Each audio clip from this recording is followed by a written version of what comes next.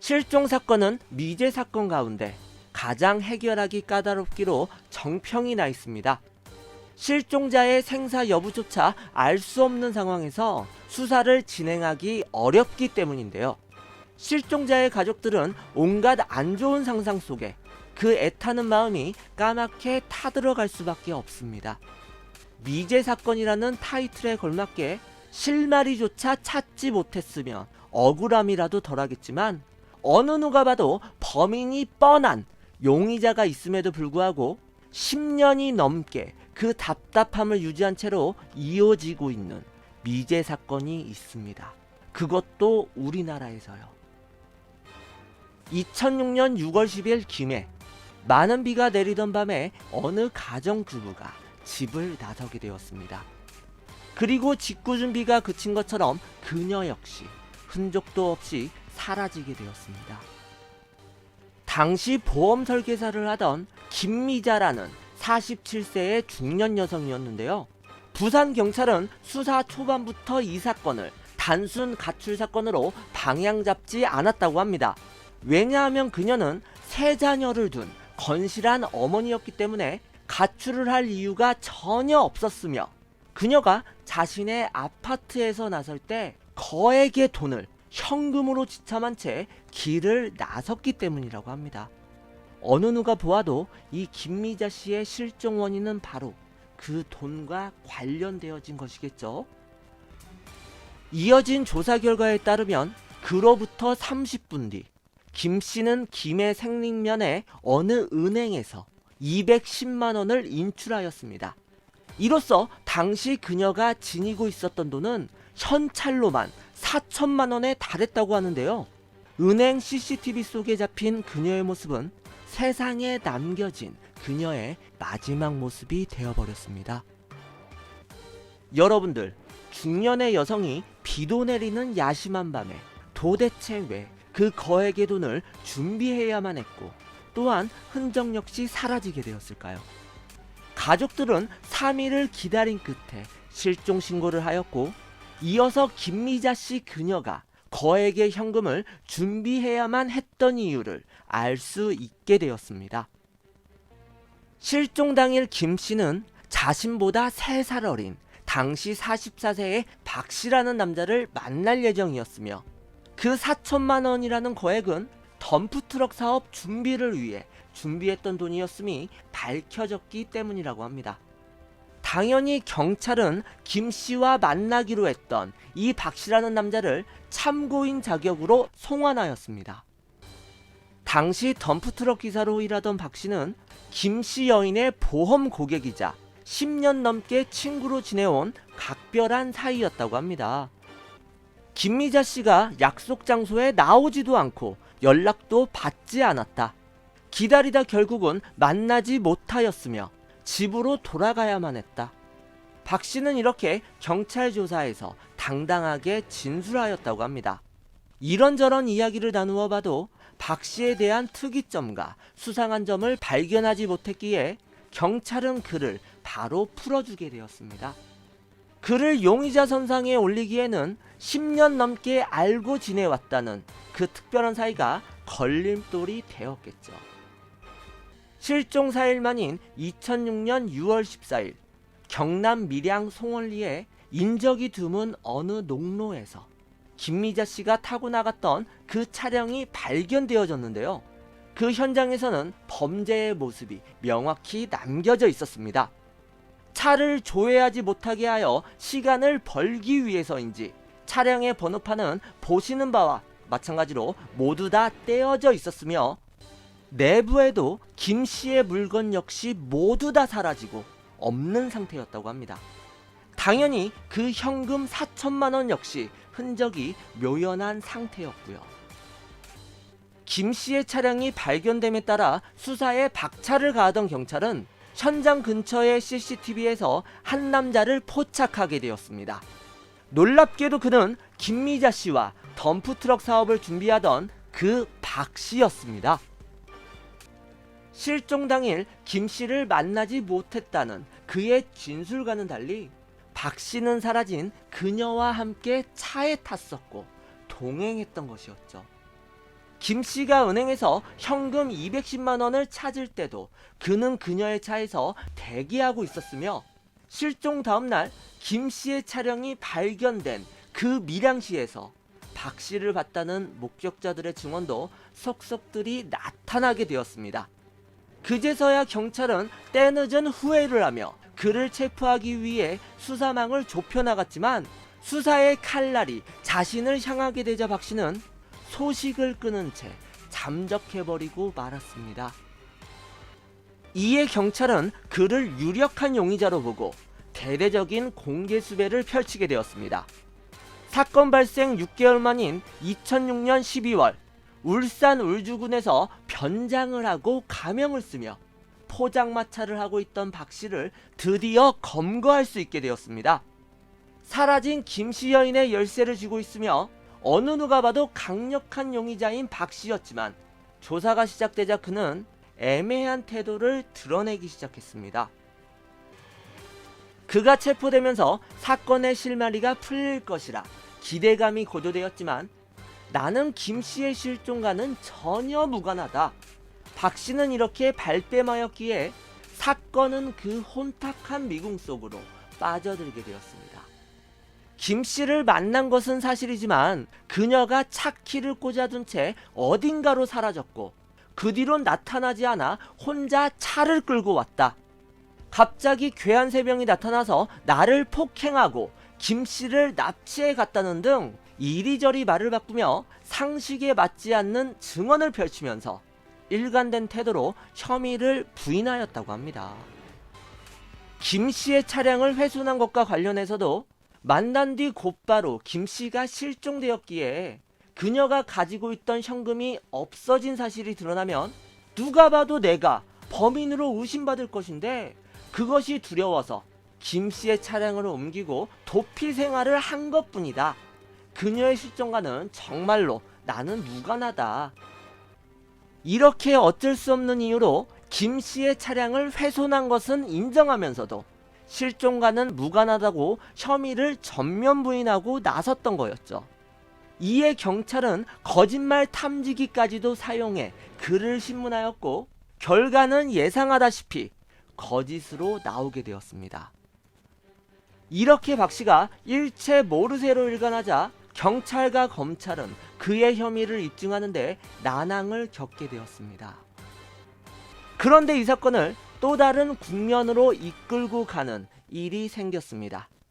김미자 씨의 실종이 자신의 딸 최정옥 실종과 너무나도 비슷하다는 한 어머니의 제보가 접수되었기 때문입니다. 최 씨가 사라진 날은 김 씨가 사라지기 9개월 전인 2005년 9월 30일.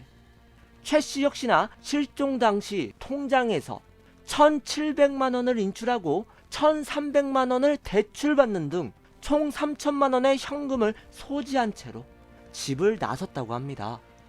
또한 그녀의 차량 역시 최 씨가 실종된 지 10개월 만인 2006년 7월 경남 김해 진영읍의 어느 초등학교 부근에서 발견되어졌고요. 이 최 씨라는 여인과 앞서 말씀드린 김 씨 여인 실종 사건은 단지 그들이 가지고 나갔던 돈의 액수만 다를 뿐 동선이나 결과나 모든 것들이 무서울 만큼이나 똑같았습니다. 그러면 범인은 경남 지역에서 활동하는 동일 인물임에는 틀림없는 사실인데요. 최 씨 여인 실종 사건도 조사를 하던 경찰은 또 다른 연결고리를 발견하게 되었습니다.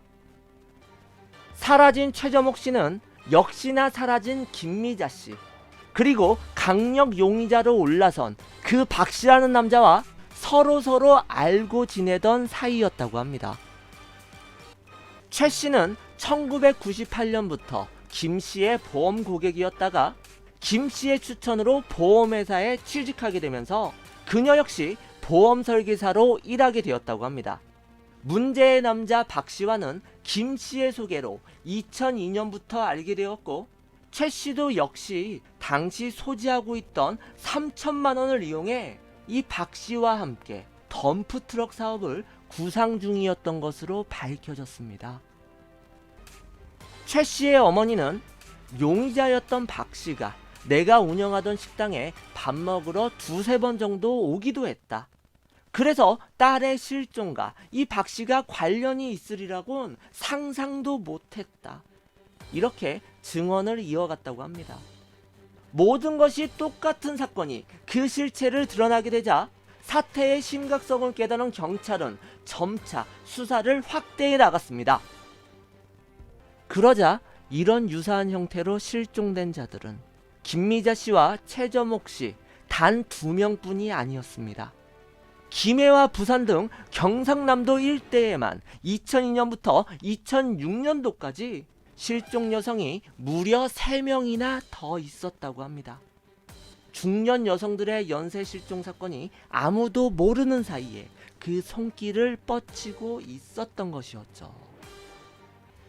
경남 김해 생림면이란 곳에 살던 당시 46세의 김남환 씨는 지난 2002년 3월 13일 함께 살던 어머니에게 식당에 일하러 간다라는 그 말을 남긴 채 사라지게 되었습니다. 그녀는 집을 나서며 남편과 이혼하며 받은 위자료 4천만 원을 들고 나선 것으로 파악되었습니다. 이어서 2004년 6월 6일에는 김해 상방동에 살던 당시 43세의 김영순 씨가 아파트 담보금과 보험금 등 총 4,850만 원을 가지고 집을 나간 후 실종되었으며, 또한 부산 금정구에서도 46세의 조금선 씨가 2005년 1월 20일 행방불명 되어졌습니다. 조 씨 역시나 그 덤프트럭 사업으로 5천만 원을 투자한 후 동업자와 계약 문제 때문에 외출한 후 사라진 것으로 밝혀지게 되었습니다. 여기서 정리를 해보자면 결과적으로 실종된 5명 모두 김씨 실종 사건의 유력한 용의자로 지목된 그 박 씨와 오랫동안 알고 지내는 사이였고, 함께 덤프트럭 사업을 준비하고 있었다는 동일한 키워드가 성립되고 있습니다. 그리고 실종 당일 모두 다 하나같이 거액의 돈을 소지하고 있었고요. 이렇게 모든 정황이 박 씨를 범인이라 명확히 가리키고 있습니다. 그러면 박 씨는 실종된 여인들의 거취를 밝히고 그 죄에 마땅한 법의 심판을 받게 되었을까요? 그러나 검찰과 경찰은 이 강력한 용의자 박 씨를 실종 관련 주요 혐의로 기소하지 못하는 우리의 예상과는 전혀 다른 결과를 만들어내어 버렸습니다. 진술 번복 등 그 심증은 있었지만 김미자 씨를 비롯한 총 5명의 그 실종 여성들의 시체, 그리고 구체적인 물증을 찾지 못하였기에 그놈의 증거가 전혀 발견되지 않았기 때문에 이 박 씨를 살인이나 시체 은닉 또는 납치, 감금 폭행 등의 혐의로 기소하지 못했던 것이었다고 합니다. 그리고 황당하게도 법정에서 이 박 씨에게 내려진 형벌은 김씨 차량의 번호판을 훼손했다는 유기한 재물 은닉, 그리고 자동차 관리법 위반 혐의로 2007년 5월 단지 징역 2년형을 선고받았을 뿐이라고 합니다. 그리고 박 씨는 2009년도에 만기 출소하였으며 현재는 그 행방에 대해 파악이 어렵다 전해지고 있습니다. 그 역시 어디론가 사라졌지만 타의가 아닌 자의에 의한 잠적이었겠죠. 이렇게 그가 사라짐과 동시에 실종된 5명의 여성들과 유사한 형태의 사건은 2번 다시 발생하지 않게 되었습니다. 2010년 부산에서 일어난 시신 없는 살인사건에서 피고인에게 무기징역을 선고하는 판결이 이루어졌습니다. 이에 실종 여인 피해자 가족들은 이번 대법원의 판례로 비추어 봤을 때 비록 실종 여성들의 시신은 발견되지는 않았어도 연쇄 실종 사건의 유력한 용의자를 기소할 수 있지 않겠냐며 재수사를 요청하게 되었습니다. 그러나 경찰에서는 그들의 실종 사건은 시신 없는 살인사건과는 달라 기소가 어렵다는 난색을 또다시 표하게 되었습니다. 경남지방경찰청의 어느 관계자는 시신 없는 살인사건의 경우는 시신을 화장했기에 확실한 물질적 증거가 없었지만 피해자가 살해당했다는 그 정황은 확실했기 때문에 기소가 가능했다. 그러나 말하고 있는 사건들은 아직까지도 피해자들이 실종된 것인지 아니면 살해당해 죽은 것인지 그 정황이 확인되지 않았기 때문에 박 씨를 기소하기 어렵다라면서 난처한 입장을 드러냈다고 합니다. 코에 걸면 코걸이, 귀에 걸면 귀걸이라는 말이 있지만 약하고 힘없는 자들을 보호하기 위해서 만들어진 법이 그 법에 의해 이렇게 마땅한 힘을 행하지 못한다면 억울하게 피해를 입고 가족을 잃은 그 남겨진 자들의 슬픔은 과연 어디에다가 호소를 해야만 할까요? 그 박씨라는 남자는 친분을 이용하여 힘없는 여성 지인들을 자신의 물욕만을 위한 타켓으로 삼았습니다. 법을 아예 모르는 우리가 봐도 뻔한 사실이죠. 그가 범인인 것은 그는 자신이 저지른 그 끔찍한 죄악에도 불구하고 달랑 2년이라는 짧은 법의 심판만을 받게 되었습니다. 피해자들의 소중한 목숨과 뒤바꾼 그 돈을 가지고 그는 우리 곁에서 마음씨 좋은 이웃으로 살아가고 있을지도 모릅니다.